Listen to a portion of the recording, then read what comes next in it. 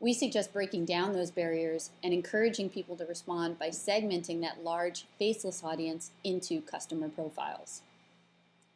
As a brand, we really should already have these target profiles for our other marketing efforts. We're talking about dusting those off and using them to segment your audience online. Absolutely. So let your 10,000, 100,000, or 2 million fans know that you're speaking to them directly and reignite that urge to respond. This is capturing the feeling of those more intimate days as a smaller brand. So Sherry, what you're saying is if you use these user profiles to target a certain audience, it can seem like the message is being customized, so it encourages them to engage. Absolutely. So let's talk a little bit more about how to create these user profiles and what advantages they give us. As marketers, we think we know who our customer is. Now, what do we do with this information to create these user profiles and more deeply define them so we can use them more effectively in this particular venue? Absolutely. In order to truly connect with your customer, you have to go deeper than the basic demographics. You have to really start to know him or her. Where do they live? Where do they shop? What's their relationship status? And ultimately, what do they need from your brand?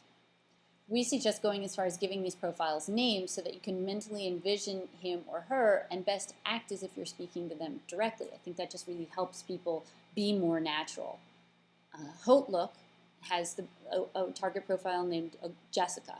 And CVS has 3 women, Caroline, Vanessa, and Sophie, which are user profiles at different ages and at different stages in their lives. So they're really growing with their customers. So Caroline is a young woman who's purchasing makeup and personal products. Vanessa is a mom who's now shopping for her family but still eager to pick up something personal, on the go. And Sophie is an older woman who's primarily shopping the back of the store to fulfill prescriptions, and now they're looking at how can they, convert additional sales. So now when you're looking at that large pool of faceless fans you don't know, you can actually make them people that you can create relevant content for and connect with on that personal level again. The idea is once you create this profile, then you can really start to select the social media platform that you Sorry. Okay. Then you can begin to select the platform and really continue to target their needs.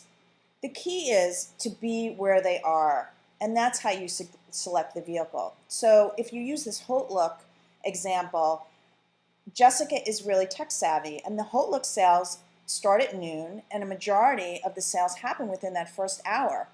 So she's on the go, but she's willing to shop online, and she might not be near her computer, so she needs to use her mobile smartphone. Hotlook then has to be on a variety of platforms, and in this case have a mobile application that Jessica can use to participate in the sale. Yeah, it's a great point. Being really specific about these target profiles not only helps you define the content, but start to identify the types of platforms that you want to be on and really focus your efforts. So let's go back to content then.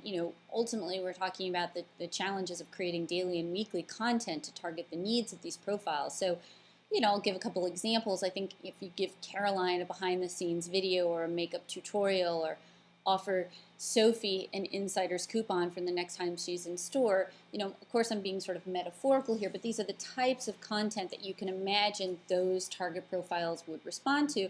And actually, that's literally what happens. Watch the users who match those target profiles be the ones to respond.